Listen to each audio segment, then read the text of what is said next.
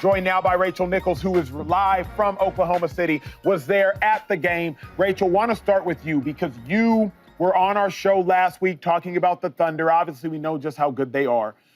But now that the Pacers got the W, how confident are you that the Pacers have swung the pendulum completely and can win the series? Look, I would still pick the Thunder to win this series because they are still the better team for all the reasons we thought going in. But I don't think there is any question this series has changed significantly. The Thunder were being picked to win this series in 4 or 5 games, and I think that this could easily go 7. And once you get to a game 7, well, then you really never know. But I think there is a seed of doubt now in the Oklahoma City Thunder's collective minds. I think they're going to be looking over their shoulders for the entire rest of the way here. And I think the Pacers, which were already a team that had a lot of belief to begin with, now really do feel that they can do what they want here. It's not going to change the skill advantage, the size advantage that the Thunder have. They've got the MVP. But I do think there's a little bit of a confidence game going on within these finals, and that has shifted so much. You know, I did ask Acho, I asked after the game, because Tyrese and I talked one-on-one for a bit. I asked him if he'd bought a lottery ticket at all this spring. He said the Mega Millions, not yet, but maybe after the finals. That's a good question. I'm starting to think, Rachel, that we're all idiots. All of us. I'm starting to think that way because we all collectively agree on the same thing. And we have for a while now. The Thunder are a better team. The Thunder are a more dominant team. The Thunder are a more talented team. The Thunder this, the Thunder that. A lot of us said it about the Knicks, too. Man, the Knicks got Brunson. The Knicks got Cat. The Knicks got the top 2 better, best players. Some people, definitely not all, said it about the Bucks. The Bucks are going to turn it on come playoff time. Bucks have Giannis, MVP, Defensive Player of the Year caliber player. Bucks have Doc Rivers. Say what you want about Doc Rivers. I say a lot, but Doc Rivers has won a championship. But, Rachel, we've all been proven wrong. Either we are all idiots or eventually something has to change. Because when I hear you speak, I'm like, yeah, Rachel's right. Rachel's right. Rachel's right. Rachel's right. The Pacers are up 1-0. It just doesn't make sense. It doesn't make sense. I'm with you. I say all that to say I'm with you. I still think the Thunder are going to win the series. I still think the Thunder are probably going to win the series in 6, maybe 7. But how dumb must I be to continue to say the Thunder are going to win the series when the Pacers are winning, when the Pacers did it last series, the series before, the Pacers have a better playoff record than the Thunder, and the Pacers just beat the Thunder. I can't say it confidently, but I'm telling you, I'm locking arms with you and saying the same thing. I'm with you, Rachel. Shady, where do you stand? How confident are you the Pacers winning? How confident I am that the Pacers win the finals now? No, I'm not confident at all, actually. I didn't even lose no sleep. They lost, turned the game off. They lost the game. Rachel, they lost the game, Rachel. What happens? Because we've seen this before, like a lot, like, I think when everybody's like, oh man, anticipating the dominance of a team and it don't work out that way, it's like, you don't lose faith because you know how good that team is. The reason why we feel so confident about the Thunder is because the things that they do, the way that they play, how well they're coached, the way they play on defense, how they got an MVP on their team. All these things is why we are super confident about the Thunder. Now, they lost, and it's a whole series, right? Now, OKC got to win 4 games, Pacers got to win 3 games. That's how it works. I'm just more confident that they will get 4 before the Pacers get 3. That's simple as that. Yeah, I'm with you. I have 0 confidence still in the Indiana. 0. Yeah, like, you know what? Like minus point now. Yeah. Like how? Like, you're still an incredibly intelligent individual who I've worked next to every day for maybe 3 years now. How can you watch that game and say you have 0 confidence? The same way you watched it and just said all that and said, I'm locking arms with you, Rachel. That's how, man. Listen, if the Pacers win this series, this will be the greatest run ever in NBA history. Before I was even alive, when basketball still was, it'll be the greatest run ever, man. That is why none of us are confident, because we are witnessing something that you really don't never see. 4 buzzer beaters to win game 1s and all. You don't never really see that. It's not a really lot of star power on the Pacers team. It's a lot of dudes that get it done as a team, and kudos to them. But for them to beat this OKC Thunder team, again, I don't expect more buzzer beaters. I definitely don't expect them to dominate them and win games. I just do not see how they win 3 more games, whether they're at home, whether they're on the road. I don't know how they find a way to win 3 more games, knowing how good the OKC Thunder is. That's why we're all locking arms. That's why this is very shocking that they got game 1, because we didn't expect this. And I don't know how to expect 3 more. I just can't see it. Rachel, if I may be honest, I would suggest you've probably forgotten more basketball than more people know. So if I can preface with that, I want you to take a look at something. Colvin, can Rachel see full screens? Rachel, take a look at this, because I want you to bring context to the viewer of what are we witnessing with Tyrese Haliburton. These are the most game-winning and game-tying field goals in the history, of playoff basketball. LeBron James, who has played for 20-plus years, he has 8. Then Reggie Miller, the late great, emphasis on great, Kobe Bryant with 5. And Tyrese Haliburton, his embryonic career already has 5. 4 in this postseason alone. You've forgotten more than we remember, but please tap into all that you remember. What are we witnessing with Tyrese Haliburton in real time? No, I mean, there hasn't been a game-winning shot like this in the finals since the Michael Jordan pull-up, right, in Utah. I mean, we've got so many markers to tell us that this is greatness that we are seeing right now. And it's the kind of greatness we love. I mean, it's why Steph Curry captured the imagination when he did and was starting his run with those huge shots.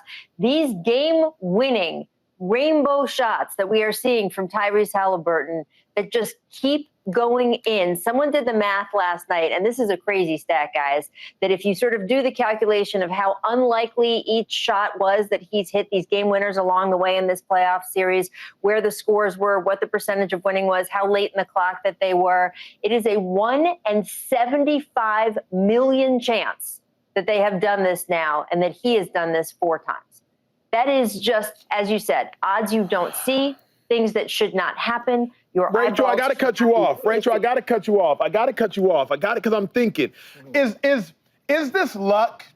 Is this chance? Or is Haliburton just that good? And we don't know it yet, but we'll know it in 10 years, right? When Tom Brady in 2001 was leading wins versus the Raiders and everybody was like, it's luck, it's this kid, it's this and that. We didn't realize Tom Brady was going to go on to be the greatest quarterback of all time. When Mahomes threw for 50 passing touchdowns in his first season as a starter, but it's his first season, people get time to look at film on him. We didn't realize, no, what we're witnessing is actually the greatest or second greatest quarterback when he ends up being all said and done of the generation. Right now, for Haliburton, somebody who we don't esteem as an all-time great, obviously, and he doesn't have the resume to accompany it, we're just like, lucky shots, 1 in 75 million. But what if Haliburton is just beginning an all-time great career and we are living in the middle of it in the very early stages? You've seen careers start, you've seen careers end. You've seen Michael Jordan at his pinnacle, all the things. Is this luck? Or is it just like, no, Haliburton actually might just be the next great player, the most clutch we've ever seen? Yeah, I don't think it's luck. I wouldn't say it's luck at all. You can't do this as many times as he's done it. It is an innate sense of the moment and the skill to back it up. I do not think this is indicative that he is going to be one of the NBA greats, because you're talking about guys who had all-around games. You talk about Tom Brady or Patrick Mahomes. Tyrese Haliburton, the thing he is showing us over and over in this playoffs is not, oh my gosh, he might be one of the greatest point guards of all time. He is showing us he might be one of the great clutch performers of all time. And that, I think, is not luck. And I don't think we have to wait and see how that gestates or develop. I think we can say it right now. Look at what he has done.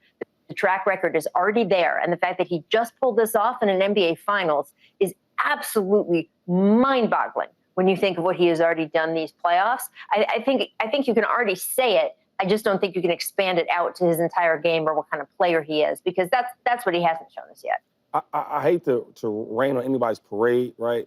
And I love to keep the lights bright and don't dim them at all. But were you trying to say that you think he's gonna be one of the greatest point guards of all time? I'm just trying to, because I'm happy that the game winners, the step backs, the choke. Oh, I like all that. I actually like him more than I ever did, because he's showing me another side of him. Like, yo, I am a competitor. You know what I'm saying? I do compete. I do talk a little trash, right? But I just want to make sure we're on the same page here.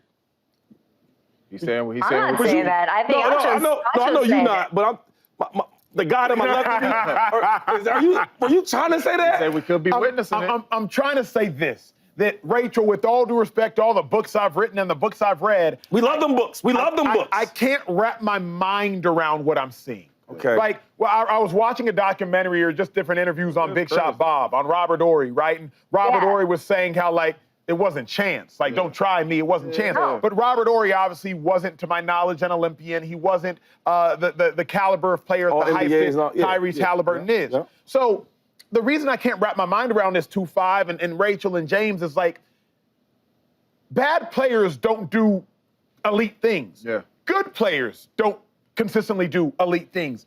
Elite players consistently do elite things. And Tyrese Haliburton is consistently doing an elite thing, thus he must be an elite player. I always love, James, whether you hear it in church or whether you hear it in life, like you judge something by the fruit it produces.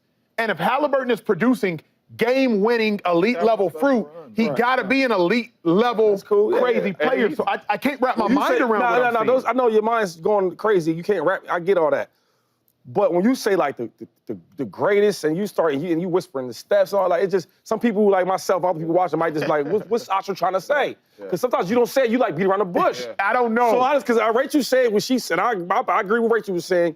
James would. Yeah. I'm not with Acho. Okay, all right. Don't be. Because truth be told, like I'm in a dissonant position right now. I don't know where I am. I know where you're trying to go, and that's the tough position we're all in. And that door's closed, now. though. When you go in, that door is closed. That's the tough position we're in right now because we are seeing this dude hit buzzer beater after buzzer beater. But we also are seeing this dude score 8 points, and we also seen him score 14 points last night. It just happened to be, the biggest one was the game winner. Now, Shady don't believe in luck like me. I believe you need luck. Cavs series, for you to be at the free throw line and that ball to go through all them bigs to get the rebound and bounce back to you.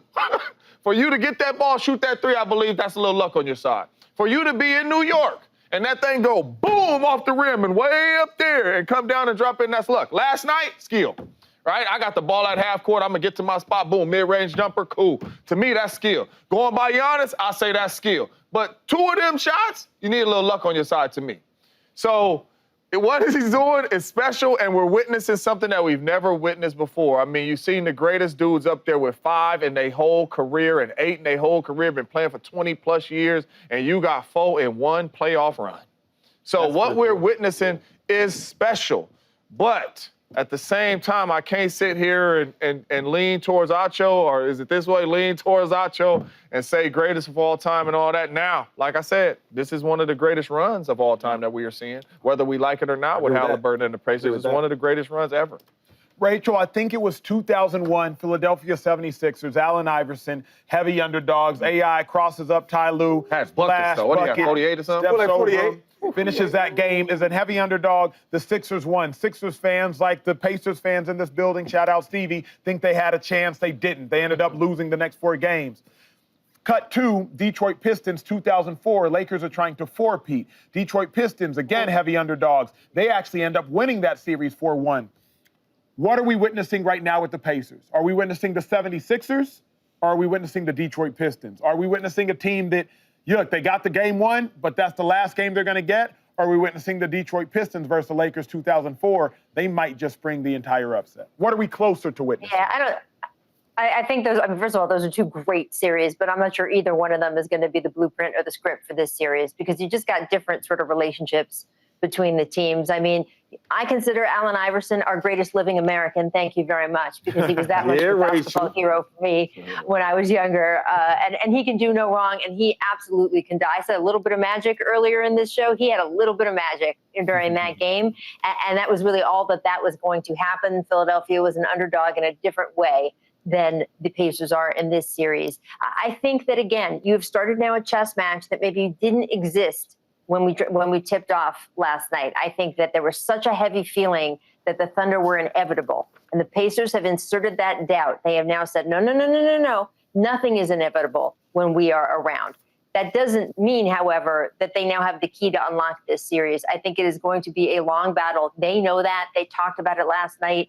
Tyrese Haliburton, when he and I spoke, he was saying, oh, this is just the beginning. Now we've got to get this one. Rick Carlisle, he tells his team this is day 1 of 17. This is, the series could go 17 days. We're only on day 1 of 17. So I'm not sure we're going to see the Thunder just roll into 4 straight the way you did with that Lakers team. But I'm not sure that these are the Pistons either. I think we got a long way to go before we can say that. I don't know how much time we got, but I want to ask all you guys a question. Who do you think is more confident after this game? The OKC Thunder or the Pacers? Crazy enough, I would say the Pacers. Delusional confidence. I'm saying Pacers. Yeah. You went to OKC. OKC's hard to win over there. Yeah. You beat them at home? Yeah. And 25 turnovers? Yeah. Rachel, where you at? Yeah, look, the Pacers certainly feel like they can play a much better ball game. You know, they know they win by the skin of their teeth, but they say they're going to come out much better. They are over, incredibly confident. But there is a quiet confidence leaving the locker room last night with this Thunder team also. Again, they had a very difficult game one against the Nuggets in the second round. They lost a game that they were up and they should have won just like this one. And then they came back and made such a statement in game two, winning by more than 40 points. So they feel they've got that in them again, too. I think both teams are walking out of that building pretty confident last night. Incredibly. Rachel, keep crushing it. You're doing phenomenal. You there for game two? How many games you there for? I'm here for a couple, but then I'm back with you guys next week. So amazing. I'll see you. We cannot wait. No tickets for us, huh, Rachel? You left us here? What up, YouTube family? Welcome to the facility. Thanks for watching, and you better be sure to hit that subscribe button if you want to get more highlights from the show and all of our exclusive content.